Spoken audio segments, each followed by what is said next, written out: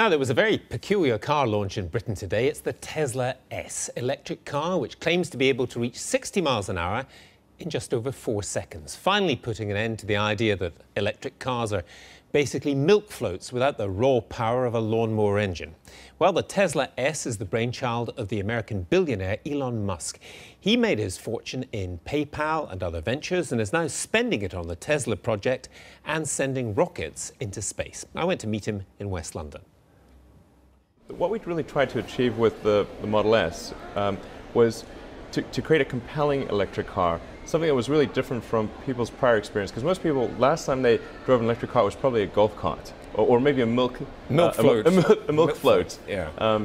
So that they're used to, their idea of an electric car is something that doesn't look good, isn't fast, doesn't have high performance, has low range. We wanted to break the mold of all of that, and so produce something that was beautiful, had high acceleration, incredible handling, had tons of capability, lots of room, and really was better than any gasoline car. That's what we sought to achieve. This is the front trunk. With nothing. Yeah, with nothing in it. Now, if somebody buys this car in the United Kingdom now, how many places are there where you can plug it in? Well, anywhere there's an electrical outlet. Anywhere? Yes. There's nothing special about the electrical outlet. The charger is built into the car, so you can plug it in anywhere you go. You can plug it in if you're traveling somewhere, if you're at a cottage, at a hotel. In addition to that, however, we're going to be creating supercharger locations throughout the UK. So you'll be able to charge anywhere at a Tesla supercharger location. And one of the things that we do with these supercharger locations is that they're free. So if you buy a Tesla, you'll be able to travel for free anywhere in Britain, and it's free forever. And I'll add one more thing to that, which is we're going to be installing solar panels at all of the supercharger locations, which are intended to develop or generate more electricity in the course of the year than the cars consume that charge there. So the net result is that you'll not only be able to travel for free forever, but on pure sunlight. Well, on this question of our energy bills, which is a huge political topic here now, have we got it wrong in terms of where we're sourcing our energy? Mark my words, solar will be the single largest producer of energy in the UK long term.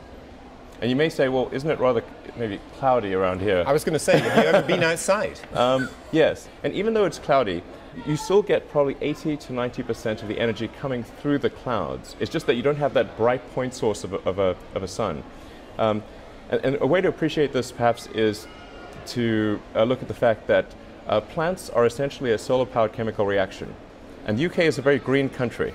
Now, you live in Southern California and Los Angeles, you travel a lot to San Francisco, and you're also interested as a big thought in whether it's possible to travel by what's called a hyperloop. In other words, you go at 800 miles an hour on the ground, essentially, kind of like a train from Los Angeles to San Francisco. I mean, do we suffer from generally a kind of low level of ambition? Should we think bigger than HS2 and think about something like this?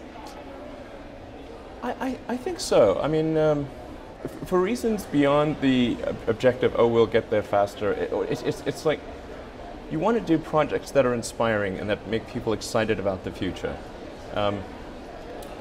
Life's got to be about more than just solving problems. You want to get up in the morning and say, yes, I'm looking forward to that thing happening. And I guess that was my essential disappointment with the California so-called high-speed rail. It's like I was looking at that, wow, and it's like, well, they've got better things. They did better things in Japan 30 years ago. They've got something way better in China. Why are we doing this and spending so much money on it? And it's going to take 20 years, and by that time we'll be 50 years behind what they've got in Japan. I mean, this just doesn't make sense. And that was my reaction. That was your reaction to what's happening in California. Yeah. We are behind California. Oh my God, really? Difficult though, maybe, to imagine.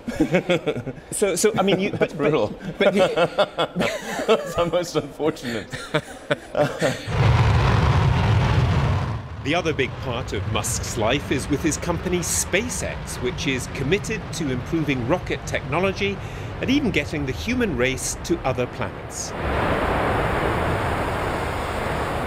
Do you see, really, the future must be in space for the human race? Do you really see this? This is not science fiction, this is actually going to be a fact.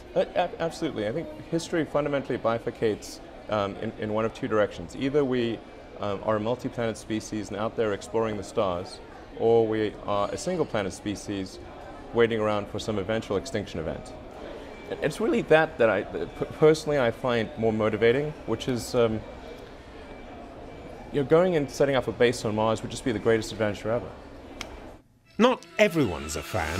Back on Earth, Tesla sued the program Top Gear after it rubbished the Tesla Roadster. Tesla lost. So, what does Musk think about Jeremy Clarkson? I think, Clarkson's show is much more about entertainment than it is about truth. I think most people realize that, but not everyone. And I've actually enjoyed a lot of his shows, so it's not as though I just hate Top Gear or anything. He can be very funny and irreverent, but he does have a strong bias against electric cars, and he particularly seems to hate American. Like his two pet peeves are American cars and electric cars, and we're an American electric car, so we're in the worst possible situation for someone like Clarkson. So do you see this as missionary activity? You're over here trying to convert Jeremy Clarkson. I don't think there'll be any converting of Jeremy Clarkson. Okay. That seems quite unlikely. Right. Can you swim?